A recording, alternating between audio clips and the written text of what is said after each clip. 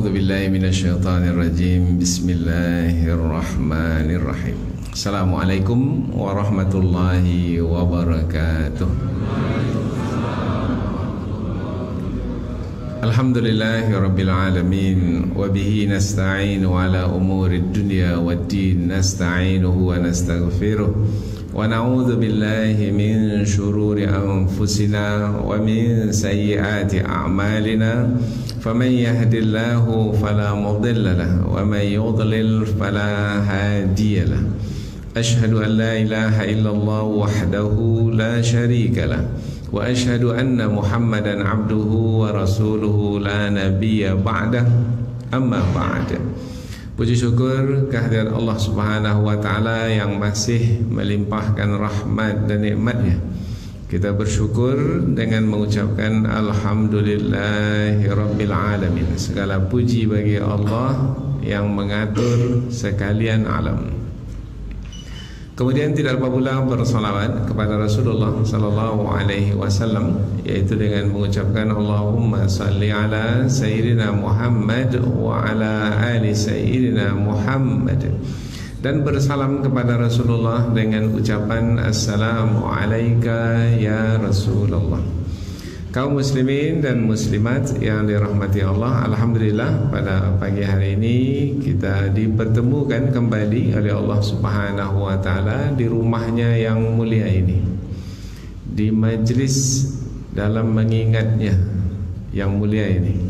Mudah-mudahan Allah memberikan dan senantiasa memberikan kemuliaan kepada kita. Amin ya rabbal alamin. Kajian kita seperti mana biasa setiap hari Ahad pagi adalah tentang tunjuk ajar Melayu, yaitu petua atau nasihat yang disusun oleh para pendahulu kita, orang-orang yang arif dan bijaksana, yang memahami tentang hakikat kehidupan yang sedang dijalani di dunia ini dan yang akan kita jalani di akhirat nanti.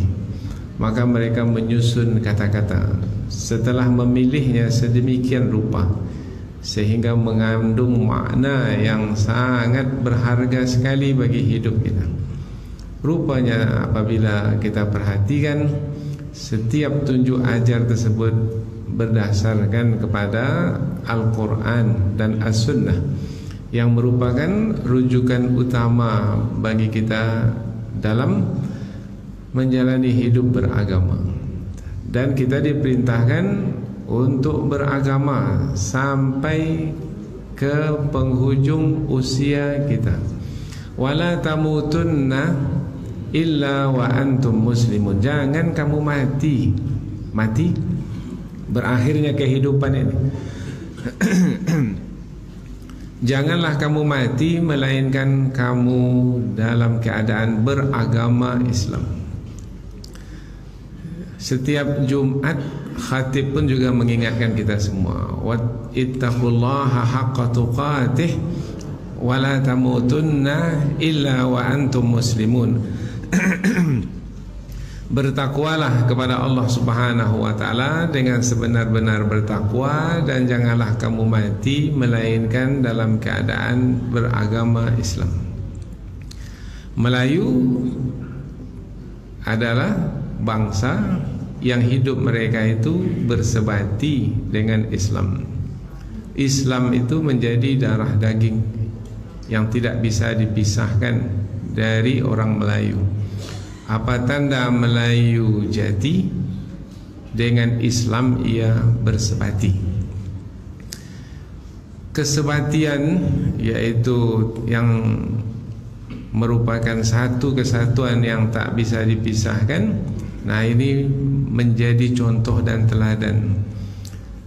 Apabila ingin melihat orang yang sebenarnya di dalam menjalankan agama, maka lihatlah orang yang bersebati dengan Islam, hidup dalam beragama Islam, mati dalam beragama Islam. Dan mudah-mudahan insya-Allah nanti dikumpulkan bersama dengan para nabi dan rasul yang membawa agama Islam yang mulia ini. Jangan fahami agama Islam dibawa oleh Nabi Muhammad saja, tidak. Agama Islam itu sudah semenjak dahulu, semenjak Nabi Adam alaihi salam. Nabi Adam beragama Islam, Nabi Ibrahim beragama Islam, Nabi Musa, Nabi Isa beragama Islam. Maka Ibrahimu Yahudiyan wala Nasraniyan walakin kana hanifan muslima. Tidaklah Nabi Ibrahim itu seorang Yahudi dan tidak pula seorang Nasrani. Karena orang Yahudi menyatakan bahwasanya Nabi Ibrahim itu seorang Yahudi. Orang Nasrani pula mengaku bahwasanya Nabi Ibrahim itu seorang Nasrani. Turun ayat Al-Quran, Nabi Ibrahim bukan seorang Yahudi, Nabi Ibrahim bukan seorang Nasrani, akan tetapi ia adalah seorang yang lurus beragama Islam, hanifan muslimah. Maka kita di sini dalam bertawasaw, saling nasihat menasihati melalui tunjuk ajar Melayu, mudah-mudahan Allah istiqamahkan kita dalam agama Islam yang mulia ini. Amin ya Rabbal Alamin.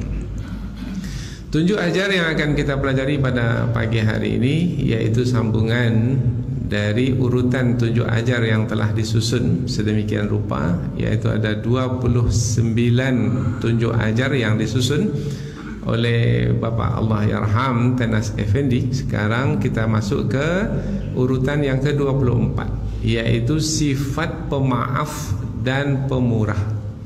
Sifat pemaaf dan pemurah. Biasanya kedua sifat ini banyak dibahaskan apabila dah masuk Ramadan atau menjelang hari raya, maka dua sifat ini pasti disampaikan, yaitu saling maaf memaafkan dan ringan tangan dalam memberi, pemurah. Ayat yang selalu disampaikan oleh para pendakwah dalam maaf memaafkan yaitu ayat yang terdapat dalam surah Ali Imran ayat 133. Boleh juga dilihat dari ayat 132. Kemudian juga bisa juga dicukupkan atau disempurnakan dengan ayat yang selepasnya. Karena ada beberapa ayat dalam satu kumpulan yang membahaskan tentang bermaaf-maafan, suka memberikan kemaafan. Kalau dalam tunjuk ajar Melayu banyak sekali. Di antaranya yang disebutkan dalam buku Tunjuk Ajar Melayu, apa tanda Melayu pilihan? Apa tandanya Melayu itu sebagai bangsa pilihan? Hidup mau bermaaf-maafan. Hati pemurah dalam berkawan. Dalam berkawan itu suka membantu. Dendam dan loba ia jauhkan. Lawan dari memaafkan adalah mendendam. Lawan sifat pemaaf itu adalah sifat pendendam. Lawan dari sifat pemurah, loba. Loba itu apa? Tamak. Tamak itu apa? Congok, yaitu cinta dunia berlebih-lebihan. Kalau bahasa Minangnya cangok, cangok pajago, habis adorenya. Loba, tamak. Apa tanda Melayu pilihan? Hidup mau bermaaf-maafan, hati pemurah dalam berkawan, dendam dan loba ia jauhkan. Ada lagi tunjuk ajar Melayu, ada berupa pantun. Kalau hendak membeli kerang, ini biasa yang suka seafood, makanan laut, kerang. Pergi ke Batam, Tanjung Pinang, makan seafood kerang. Kalau hendak membeli kerang, carilah kati untuk timbangan. Kati, tahu kati kan? alat untuk menimbang. Carilah kati untuk menimbang. Kalau hendak berbudi ke orang, bersihkan hati, luruskan fikiran, baru bisa berbudi ke orang lain. Kalau hati tak bersih, masih kotor, pendendam, tamak, tak akan mungkin bisa berbudi ke orang. Orang tamak itu kalau bisa hak dia, hak orang pun hak dia juga. Kalau orang pendendam, macam orang saja yang bersalah ke dia, dia tak pernah bersalah ke orang, sehingga dia melihat kesalahan orang saja, dan dia tidak pernah melihat kesalahan dirinya sendiri. Padahal kesalahan dia kepada orang lebih teruk dari kesalahan orang kepada dia, lebih berat, lebih buruk. Apa tanda batang cempedak? Apa tanda batang cempedak? Buahnya lebat sebelit batang. Buah lebat. Kalau kita lihat batang cempedak yang subur tu, buahnya mulai dari bawah lagi. Sebelah sini ada buah, sebelah sana ada buah, di mana-mana ada buah. Sebelit batang sampai ke atas, sehingga payah kita untuk membungkusnya ke atas. Apa tanda batang cempedak? Buahnya lebat sebelit batang. Apa tanda orang berakhlak? Hati pemurah, muka belakang. Muka belakang ni apa maksudnya? Ikhlas, luaran dalaman. Ikhlas. Ada orang yang pemurah tak ikhlas? Ada. Karena dia berprinsip tidak ada makan siang yang gratis. Yuk kita ngopi yuk. Ngopi, makan, minum, nanti saya bayar. Rupanya ada udang di balik bakwan. Maka orang yang seperti ini merusak pertemanan, merusak persahabatan, maka tidak akan mungkin terwujud persaudaraan, silaturahim, kekeluargaan yang sejati.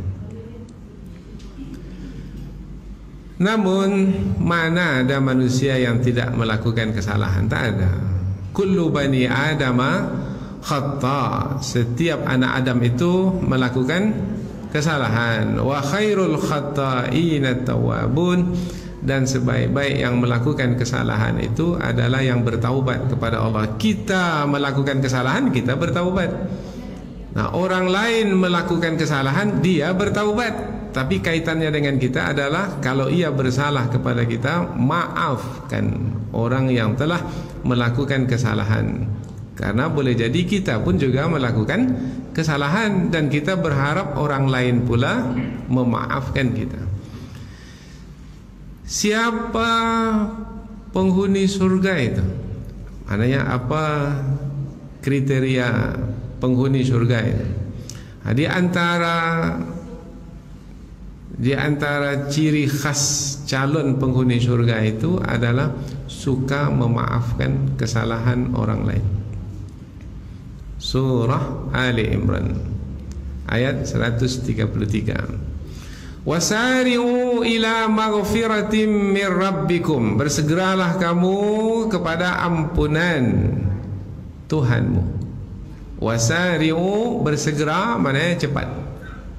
Ada juga yang memahami makna wasari'u ini berlombalah, karena ada ayat lain wasabiqu. Jadi ada wasari'u segera, wasabiqu berlomba. Kalau bersegera cepat. Kalau cepat berarti jangan tunggu waktu lagi. Jangan tunggu bulan puasa. Lama bulan puasa lagi. Nantilah saya maafkan. Kalau dah datang puasa nanti baru saya maaf. Nggak. Sari'u sekarang ini.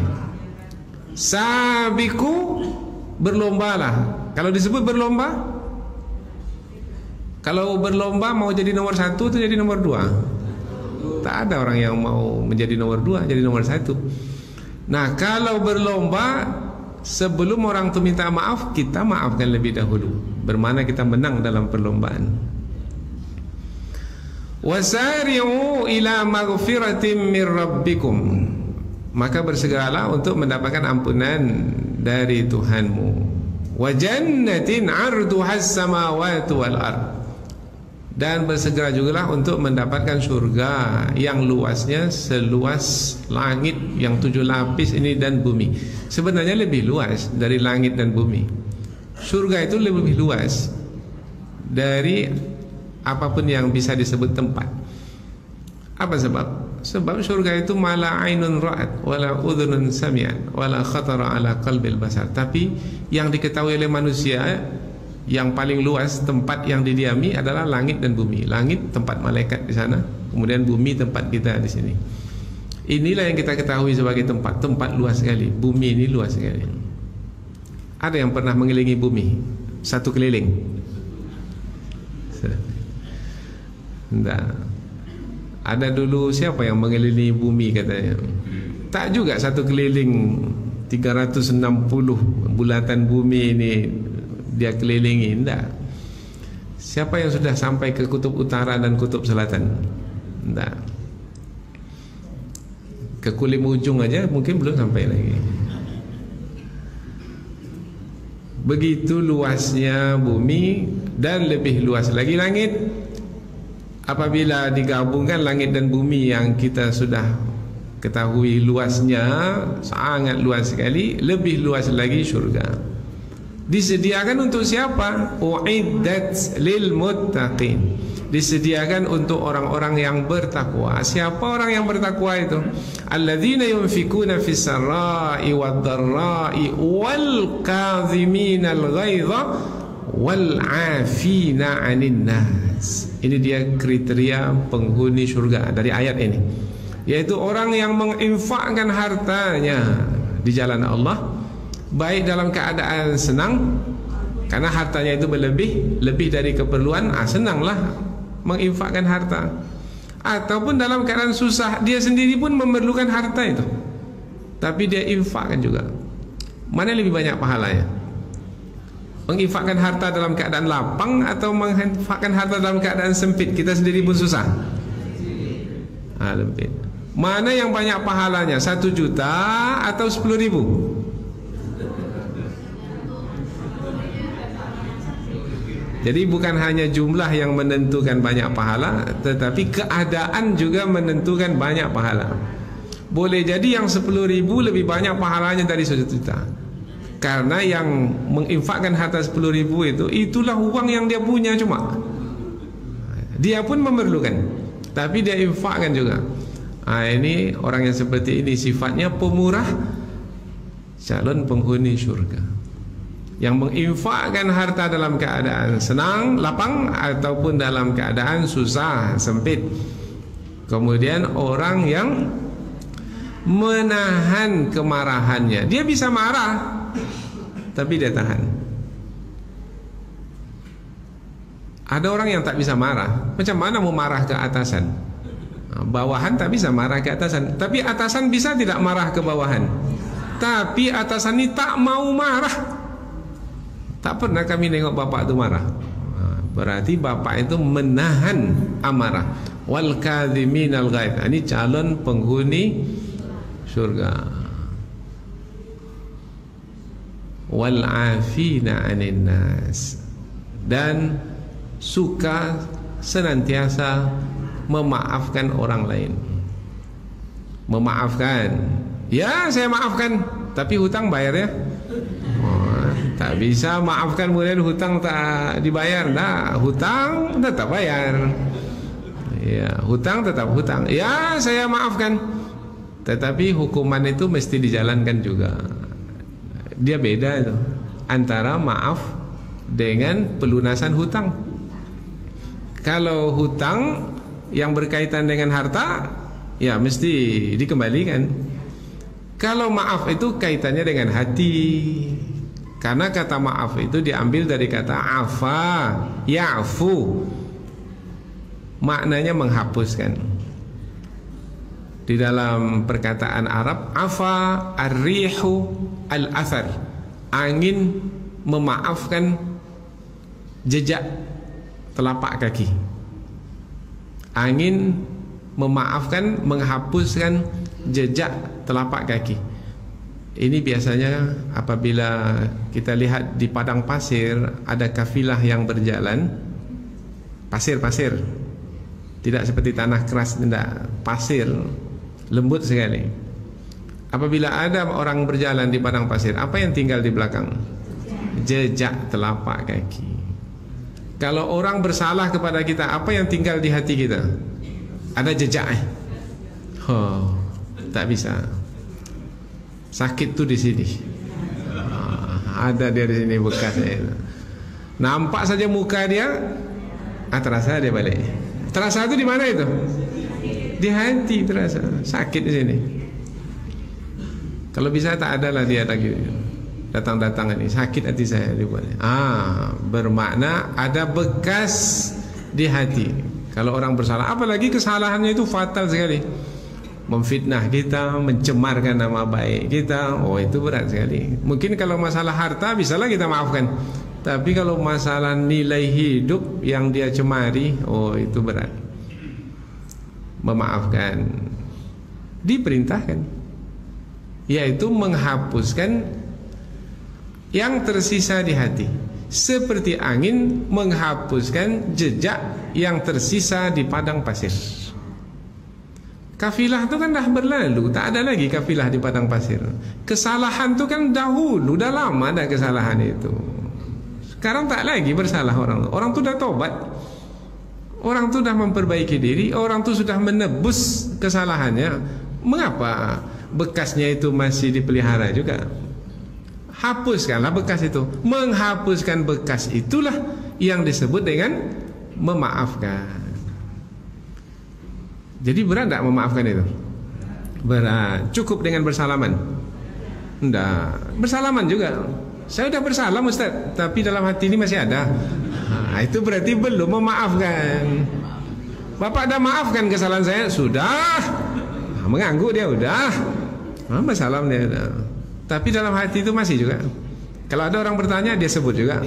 Oh, bermakna belum lagi memaafkan kesalahan dengan sempurna. Yaitu yang sempurna itu dalam memaafkan, tak ada lagi tersisa di hati, seperti tidak ada tersisanya jejak telapak kaki di padang pasir. Kembali padang pasir itu seperti awal. Biasanya yang menghilangkan jejak itu apa kalau di padang pasir? Angin. Angin yang bagaimana yang bisa menghilangkan jejak itu? Angin kencang. Kalau main hembus-hembus saja, mestilah angin kencang. Berarti perlu kesungguhan di dalam memaafkan. Tengok akhirat dulu, baru lihat dunia ini. Itu baru bisa memaafkan itu. Tapi kalau masih melihat dunia ini, payah memaafkan. Lihat diri kita yang bersalah dulu, mungkin lebih banyak kesalahan kita dari orang lain yang bersalah ke kita. Itu mudah kita memaafkan orang lain. Lihat Allah dulu yang maha pemaaf, kemudian baru lihat diri kita.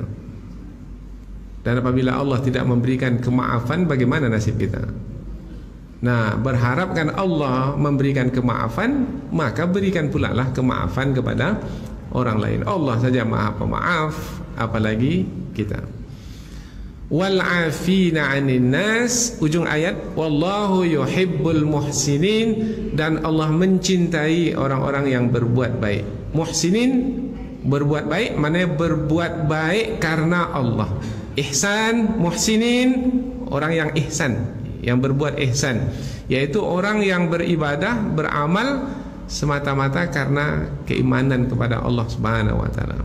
Seakan-akan melihat Allah dalam beramal.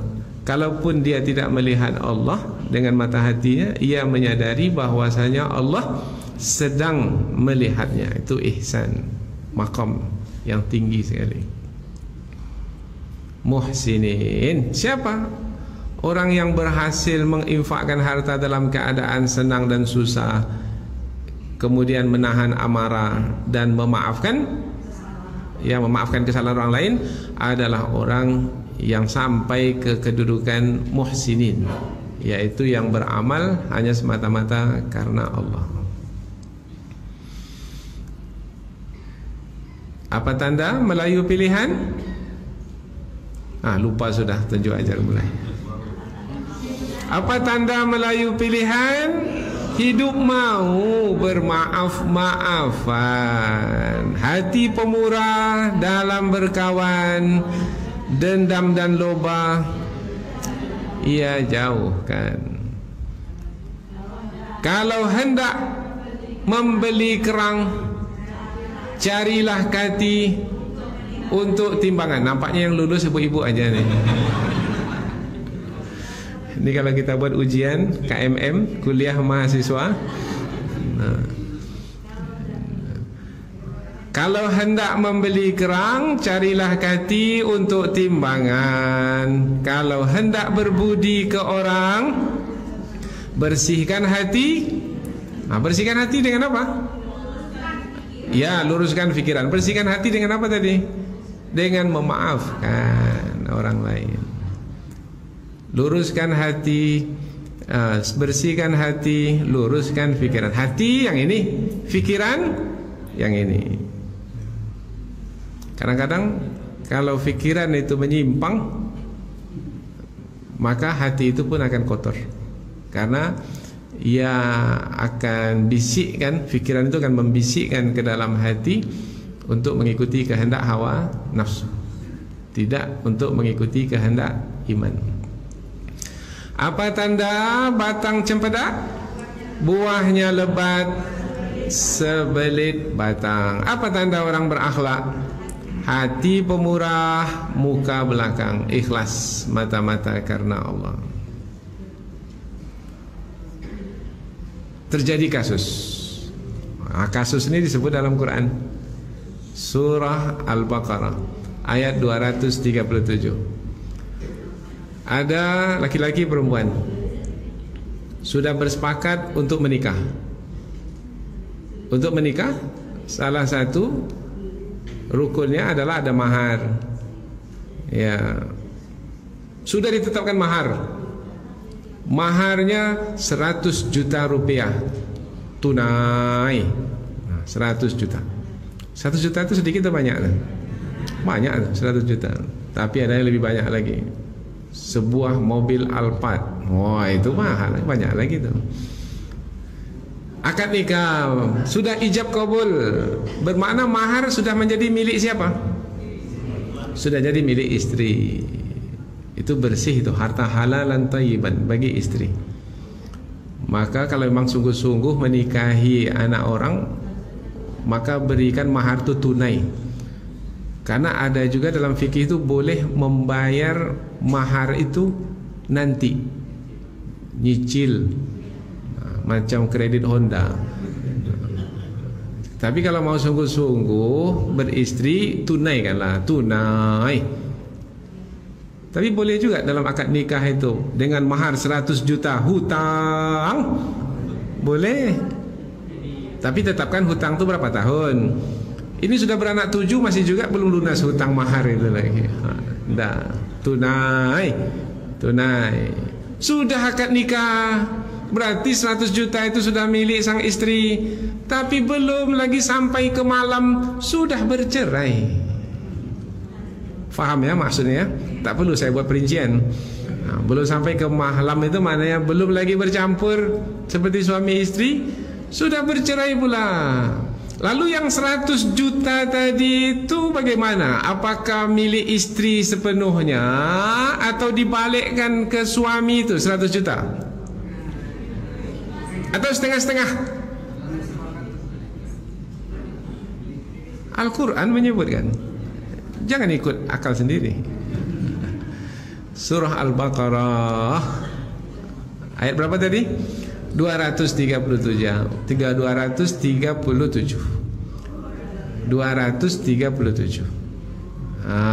Ayat itu menerangkan tentang apabila berlaku kasus seperti itu, ini penyelesaiannya.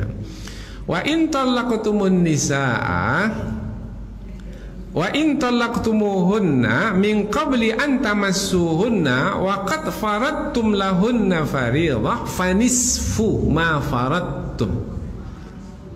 Jika kamu menceraikan istri dan kamu sudah menetapkan berapa maharnya, tadi berapa ditetapkan contohnya? 100 juta. sudah menikah, sudah berlaku akad nikah, kemudian kamu menceraikannya, maka yang menjadi hak istri itu adalah setengah, dan setengah lagi dikembalikan kepadamu. Jadi berapa yang menjadi hak istri? 50 juta. Yang 50 juta lagi dikembalikan. Itu ayat Al-Quran itu dia hukum. Tapi ada yang mau memaafkan. Apa kata istri ini yang sudah dicerai ini? Abang itu belum dapat apa-apa dari saya. Belum ada apa-apa, karena belum sampai ke malam. Dia belum menikmati apa-apa lagi. Maka saya maafkan sajalah. Maaf. Kalau tadi maafkan kaitannya dengan hati tadi kan, ini kaitan dengan materi dan juga sekaligus hati. Materi mungkin mudah, tapi orang dah tahu satu kampung kita dah berumah tangga. Macam mana pun, belum bercampur pun, kalau sudah dicerai, tetap juga yang dicerai itu namanya janda. Itu kan terganggu marwah. Tapi si istri yang menceraikan ini memaafkan. Sudahlah bang, ambillah 100 juta ini kembali. Itu namanya memaafkan. Suami pula tamu, enggak. Kamu bagaimanapun sudah terganggu dengan perceraian ini. Meskipun aku belum menikmati apa-apa, tetapi kamu pasti merasa terbeban dengan perceraian ini. Ambil sajalah semua itu. Ini namanya suami memaafkan. Wa an ta'fu aqrabu littaqwa. Maka apabila kamu mau memaafkan, yaitu melepaskan hakmu yang setengah itu, kamu di sini boleh jadi istri, kamu di sini boleh jadi istri, suami. Ini dalam terjemahan kita ini. Aqrabu littaqwa itu adalah lebih dekat kepada ketakwaan. Wala tansaul fadla bainakum. Jangan kamu lupakan karunia Allah yang ada padamu. Bermakna dengan memaafkan sebenarnya kita mengembangkan, menumbuhkan, membanyakkan lagi karunia Allah yang sudah kita miliki masing-masing. Banyak karunia Allah pada suami, banyak karunia Allah pada istri. Dengan saling memaafkan, karunia itu semakin bertambah. Tapi tidak mau memaafkan, karunia yang ada itu menyusut, mungkin Allah akan cabut. Jadi merugi kalau tidak memaafkan. Tetapi bisa dihitung dengan jari pada hari ini orang yang mau bermaafan. Apalagi nenek mama ya kan, tidak bisa kodoh. Anak kemenakan awak yang kalau bisa awak dandonya seiku kabau. Itu dendam, itu marah. Wal kaziminal ghaiz. Maka diselesaikanlah kusut itu. Itu kan kusut. Selesaikan kusut.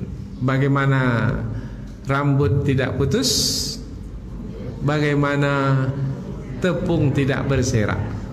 Itu pepatah petitih luar biasa. Sehingga tak ada yang dirugikan. Ya, tepung tetap ada di situ, rambut tak ada lagi di situ. Ini kasus disebut di dalam Al-Quran dan mungkin juga akan berlaku pada kita sekarang ini.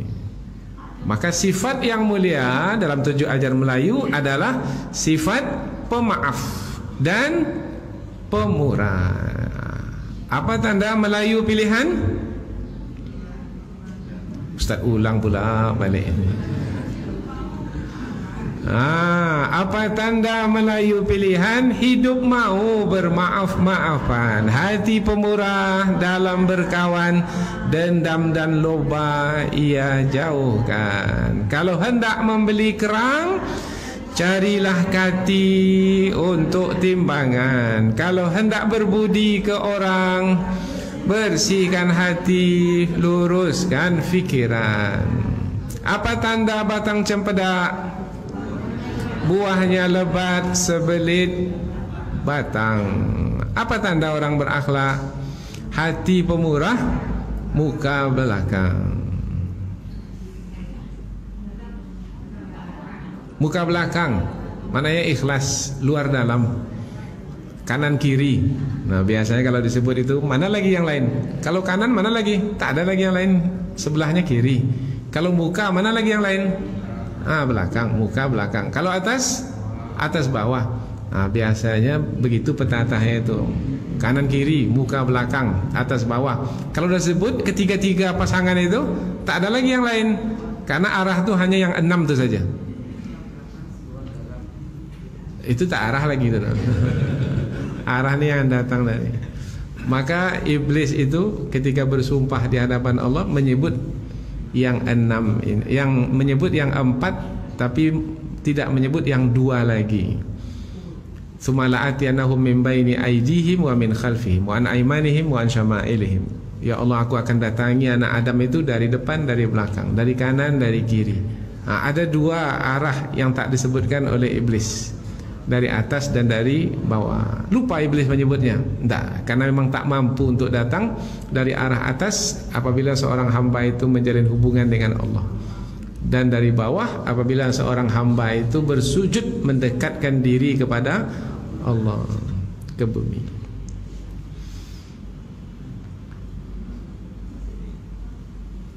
Satu lagi ayat.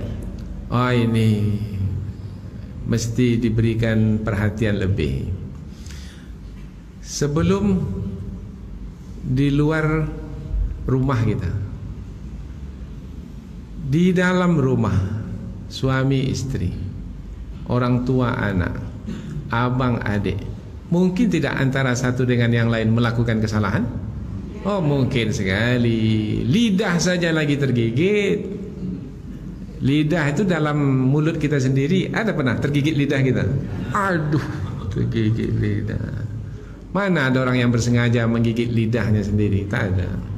Begitu juga dalam berkeluarga. Mana ada suami yang baik itu bersengaja melakukan kesalahan terhadap istrinya? Tak ada. Tapi bisa berlaku kesalahan? Bisa, karena tidak sengaja. Kalau yang sengaja itu berarti tak suami soleh itu.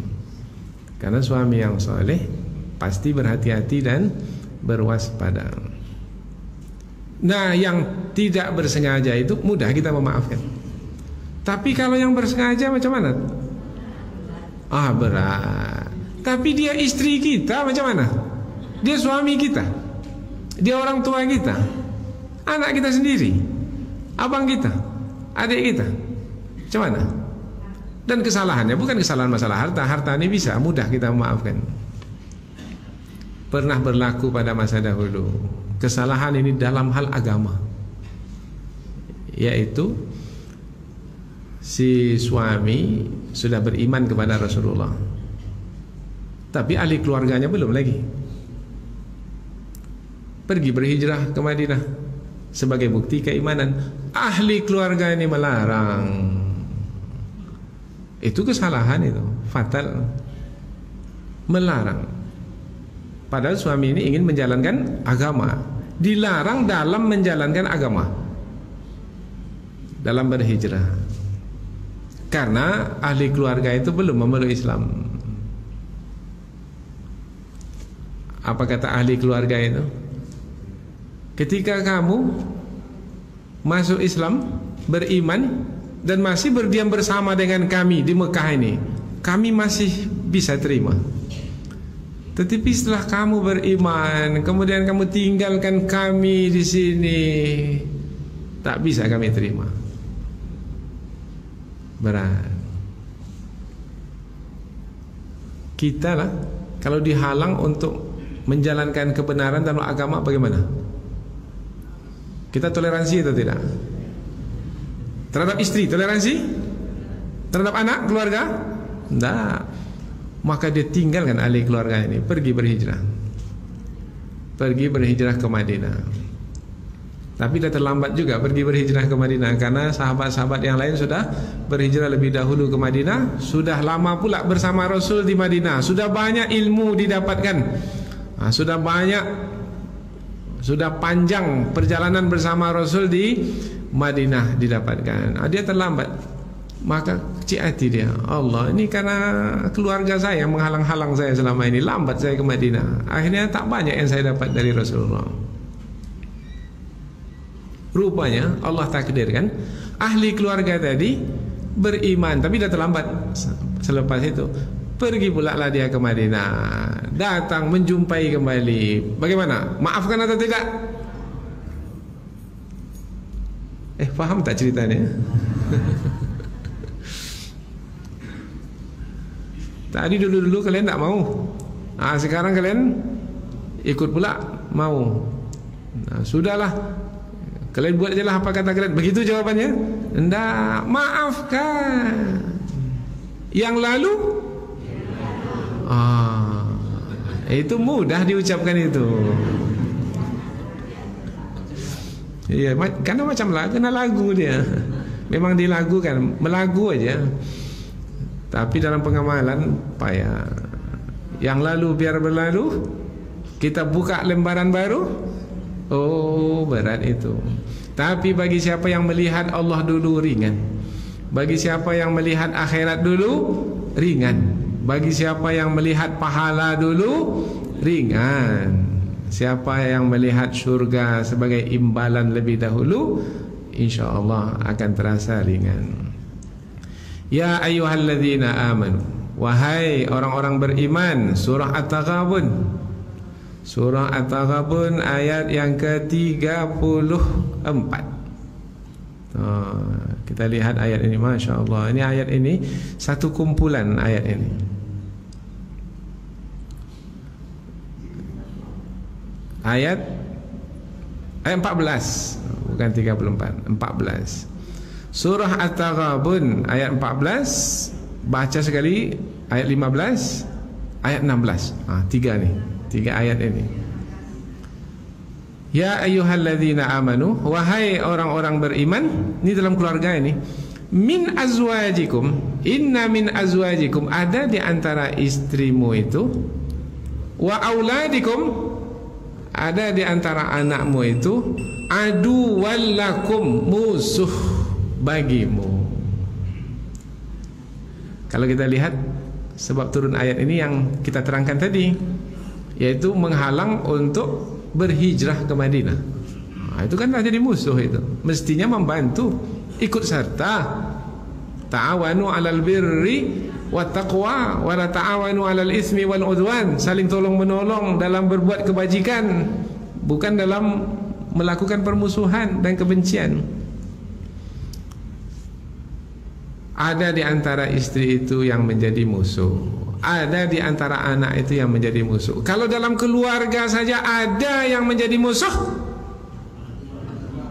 apalagi yang di luar sana. Yang dalam keluarga itu sedarah kita itu, seayah seibu kita itu, ada kemungkinan untuk menjadi musuh. Ada. Ini saudara mara Nabi Yusuf alaihissalam, satu ayah satu ibu itu berlaku. Maka berhati-hati, fahdharuhum, maka berhati-hatilah, berwaspadalah.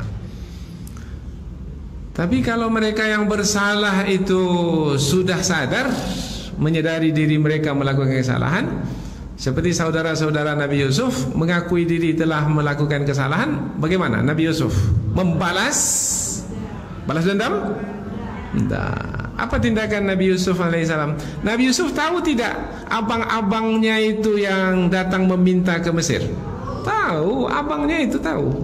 Yang datang itu adalah abang-abangnya yang dahulu membuangnya ke dalam sumur. Bukan hanya membuang, menjualnya ke orang. Dijual Nabi Yusuf itu ke orang. Tahu kan cerita Nabi Yusuf dia kan? Tak perlu cerita lagi. Memang dah masyhur ya cerita ini. Si abang-abang ini minta izin kepada ayahanda mereka untuk membuat Nabi Yusuf bermain-main. Kami jaga baik-baik wahai ayah.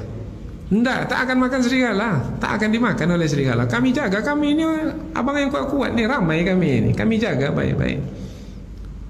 Begitulah. Kalau sudah merencanakan rencana jahat, maka hebat sekali dalam menggoda. Digodanya sang ayah itu, lepas juga anak itu. Rupanya mereka sudah merencanakan jahat. Kesepakatan mereka pada akhirnya udah masukkan saja ke dalam sumur. Sumur itu dalam, jarang diambil airnya karena sudah tidak lagi laluan kafilah di situ. Ada keinginan Nabi Yusuf mau keluar, sudah sampai ke mulut sumur itu, dipukul tangan Nabi Yusuf sehingga Nabi Yusuf jatuh lagi ke dasarnya. Kemudian mereka lihat dari jauh, rupanya ada kafilah yang lewat di situ. Tak biasa kafilah lewat situ, sekarang ada kafilah lewat situ. Begitulah Allah membuat perencanaan, dan yang berlaku adalah rencana Allah. Kafilah lewat di situ, menurunkan timba. Ketika menariknya kembali, Nabi Yusuf ada dalam timba itu. Anak comel kali ini. Nabi Yusuf perawanan, bentuk rupanya tampan. Kita ambillah anak kita ini. Nampak oleh saudara-saudara Nabi Yusuf, adik kita diambil orang tuh. Tak bisa diambil macam tu saja. Kita dekati. Maka mereka mendekati. Kamu mengambil anak ini ya, kamu akan mendapat hukuman dari orang kampung sini nanti. Kamu boleh bawa anak ini, tapi kamu beli anak ini. Dijual pula lagi. Sudah dibuang tadi, dijual. Syarauhu bisamanin bakhsin darahima ma'dudah, hanya beberapa dirham saja. Begitu kelakuan abang-abang Nabi Yusuf. Membuang Nabi Yusuf, menjual Nabi Yusuf. Sekarang abang-abang itu datang kembali memohon belas kasihan, minta bantuan. Nabi Yusuf beri bantuan atau tidak? Kalau kita kira-kira seperti itu, kita beri bantuan atau tidak?